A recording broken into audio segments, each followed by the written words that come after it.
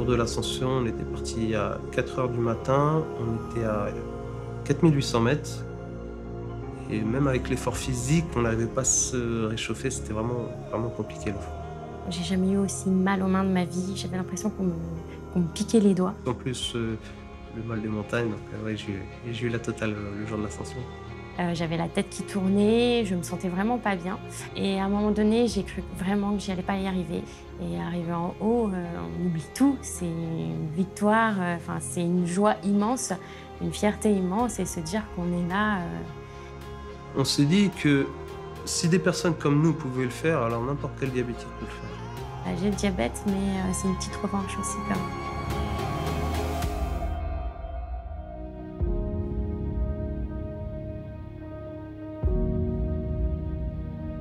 Pour ceux qui ont eu la chance de faire des treks, notamment au Népal, la première surprise, c'est bien sûr l'environnement. Vous êtes cerné de montagnes magiques et vous vous sentez tout petit devant cette immensité. Et de se dire que le sommet que vous voyez au loin, c'est lui que vous avez tutoyé. Le chemin est extrêmement escarpé, il y a des à-pics énormes, et donc il faut vraiment ne pas avoir le vertige. Donc il y a tous ces éléments déjà à contrôler. L'idée, c'était de sélectionner des patients qui ne se connaissaient pas initialement, qui avaient tous des problématiques différentes, avec parfois une acceptation moyenne de l'image du diabète qu'ils pouvaient renvoyer, qui au départ n'étaient pas des grands sportifs, mais qui avaient cette appétence en se disant peut-être qu'en effet, je vais dépasser un peu mes limites et me prouver, moi, mais aussi aux autres, que quand j'ai des rêves, je peux les réaliser. J'ai pas vu que le docteur m'avait appelé, il m'a laissé un message et écoute, je t'appelle parce que j'ai un projet, on va faire un trek autour des Annapurna. Je dis ah ouais, quand même, je dis ah ouais. Juste énorme, partir avec une équipe de diabétiques, faire ce projet-là. Je me suis dit, trop bien, je fonce, je vais pouvoir tester la boucle fermée, donc le système qui permet d'avoir sa glycémie en continu reliée à sa pompe à insuline. Comment le système va s'adapter, sachant qu'on n'a jamais testé ces systèmes à des 4500 mètres, voire 5000, voire 5500 mètres. Donc ce sont des éléments qui sont aussi tout nouveaux. Et puis bien sûr, comment le corps va s'habituer à 9 jours non-stop de trek, avec des efforts physiques de 7 à 8 heures dans des conditions météorologiques difficiles.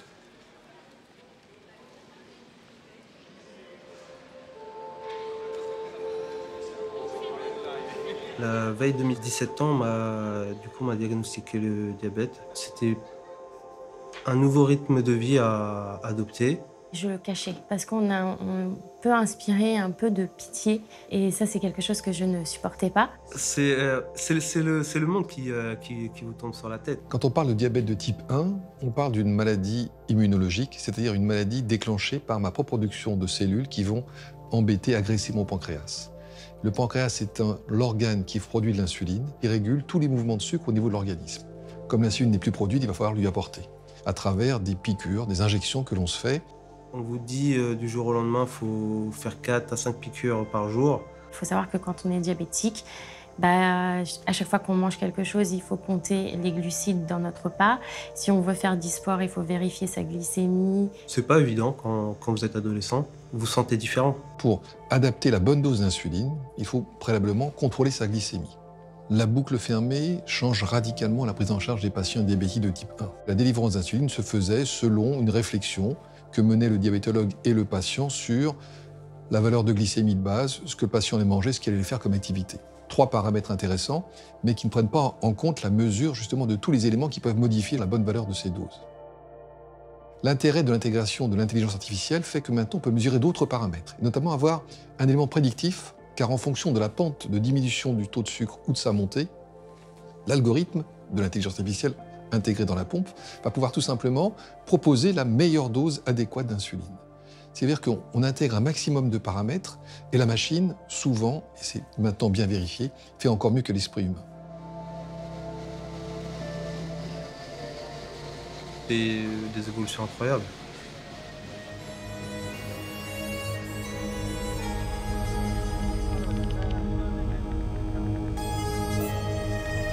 Quand vous arrivez la première fois à Katmandou, c'est un véritable choc. Tout est différent, tous les repères sont différents. Vous avez des fils électriques qui se promènent partout, des maisons qui sont malheureusement fissurées, qui datent du tremblement de terre assez récent, et vraiment une espèce de monde complètement à part qui perturbe un peu. Vous dormez moyennement bien, et puis le lendemain matin, vous partez, et c'est directement 9 heures de jeep. Alors ce ne sont pas des routes, ce ne sont pas des 4 voies, ce sont des pistes. Le voyage était très très lent, ça a duré plusieurs heures. Et puis vous arrivez le soir, on vous jette dans un hôtel où il fait très froid. où vous mangez une soupe et puis vous allez dormir. Et dès le lendemain matin, alors que vous avez grelotté toute la nuit, vous partez pour 7 heures de trek. Mais c'est vrai que très très vite, si on n'est pas dans le rythme, tout devient hostile, tout devient très compliqué.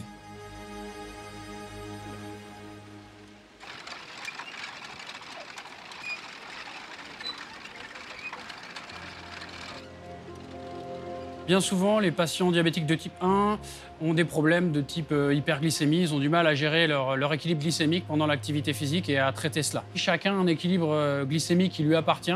Chacun a son histoire, sa pathologie, son parcours de vie. Mon travail a consisté finalement à développer certes les qualités physiques de chacun pour faire un tel trek, mais aussi gérer la stabilité de ces glycémies avec l'altitude, avec le froid, avec les conditions dégradées qu'on a pu aussi rencontrer, avec les problèmes d'alimentation, parce que c'est vrai qu'au Népal, on ne s'alimente pas comme en Europe.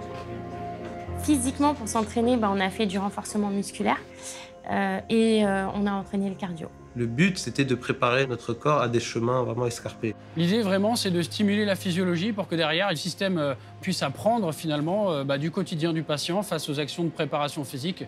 Et donc, on a beaucoup travaillé sur la préparation physique et la préparation mentale. Ces deux éléments sont indissociés. En période de stress, forcément, ça va jouer sur votre glycémie. Lors des entraînements, on a pu tester toutes les difficultés possibles rencontrées.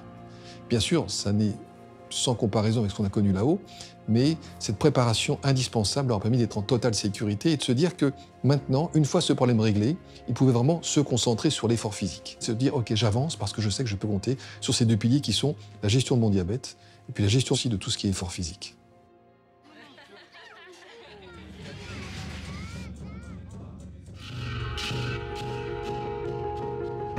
Le premier jour, j'ai voulu suivre le groupe à leur rythme et pas suivre mon rythme. Donc j'ai été dans la zone rouge très rapidement. Bien souvent, il y en a qui ont mis pied à terre, genoux à terre. Et là, il a été important pour le groupe de mettre pause, de se rapprocher un petit peu les uns les autres et puis de continuer à avancer au rythme de chacun. Au final, on a discuté tous ensemble et j'ai commencé à marcher à mon rythme et là, ça allait beaucoup mieux. Les fondamentaux, c'est une préparation collective, une ascension collective au profit de chacun, au profit du groupe. On était un groupe, on s'entraidait. C'était vraiment le groupe qui a joué pour beaucoup sur le mental. Quand il y avait quelqu'un qui avait des pépins physiques, on était là pour lui, on essayait forcément de s'entraider.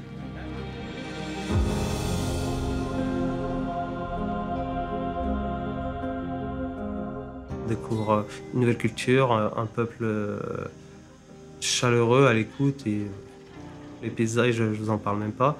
Même les animaux, la nature, voir des aigles s'envoler à très peu de nous, c'est juste magnifique.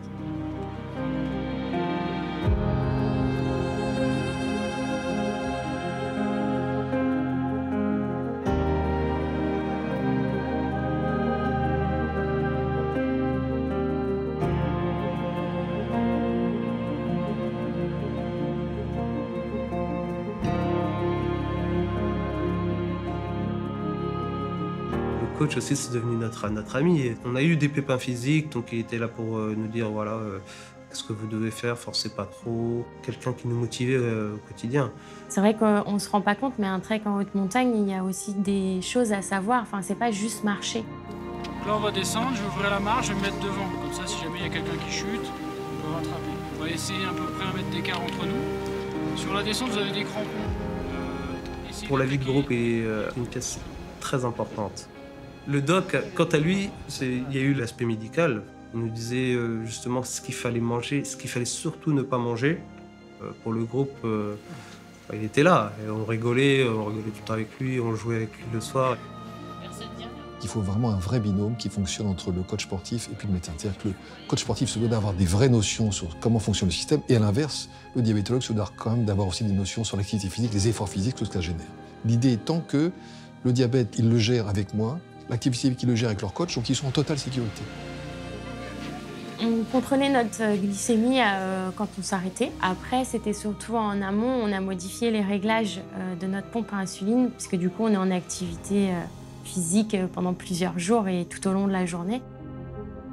L'avènement des boucles fermées et des capteurs de mesure de glucose en continu va nous permettre de suivre régulièrement les fluctuations glycémiques. L'habitude était, avant une activité physique, de prendre quelque chose pour sursucrer, ça n'a plus lieu d'être. La pompe à insuline sent on se dirige vers l'hypoglycémie, elle se coupe toute seule, tandis que quand on va vers l'hyperglycémie, elle fait des micro-injections d'insuline. C'est top pour un diabétique, se dire qu'on peut vivre avec le diabète sans avoir à s'en soucier.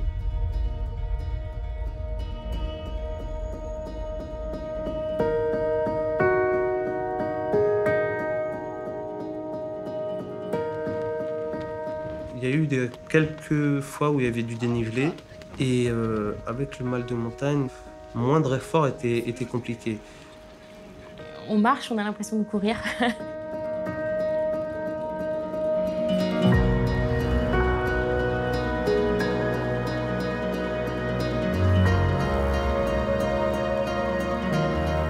Lors de ces ascensions, j'ai pu découvrir encore des choses que je ne mesurais pas chez certains patients. Et j'ai perçu énormément d'émotions chez certains d'entre eux pour avoir réalisé un tel parcours. Certains ne s'imaginaient pas être capables de pouvoir faire ça un jour, puisqu'effectivement, diabétiques, souvent, on a des freins à faire certains projets sportifs. Et là, on réalise un exploit que même une personne voilà, avec une condition physique normale, sans pathologie, aurait du mal à réaliser. Là, aujourd'hui, j'ai du diabète, j'ai un système qui est bien géré, j'ai un bon contact avec le médecin, et je m'alimente correctement et j'y arrive, en fait, j'arrive à faire des choses. Ce jeune patient que j'avais connu adolescent, parce qu'on lui avait découvert son diabète à l'époque, on lui a interdit de partir en classe de neige. Simplement parce que le diabète de type 1, l'institutrice ne maîtrisait pas. Et donc il est resté pendant près de 30 ans avec cette boule de rancœur probablement et de colère. Et donc il arrive sur le toit de l'Annapurna en disant, voilà, ils n'ont pas voulu de moi il y a 30 ans, maintenant je suis avec ça et je suis sur l'Annapurna. C'est une symbolique assez particulière pour moi. J'ai pas pu monter dans les petites Pyrénées. Par contre, je suis monté jusqu'ici. Vous êtes diabétique et vous êtes montré à la face du monde aujourd'hui que grâce à votre détermination, à votre volonté, vous atteindriez tout. Le diabète, ça ne doit pas forcément être un frein. Si on y arrive, n'importe quel diabétique ne peut le faire.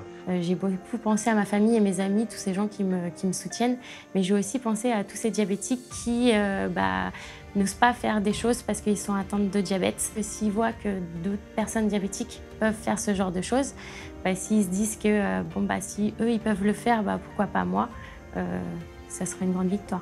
Faut plus fixer de limites. Quel bel exemple à la fois de ténacité, mais aussi quel bel exemple pour tous ceux qui peut-être n'iront pas sur l'Annapurna, mais se dire j'hésite à faire du sport, ou j'hésite à faire de la compétition, ou j'hésite à faire une activité physique, alors que c'est tout à fait possible et qu'actuellement, les matériaux qui sont mis à nos dispositions nous permettent justement de pouvoir croire en cela. Et donc je trouve que là, encore une fois, la boucle était bouclée.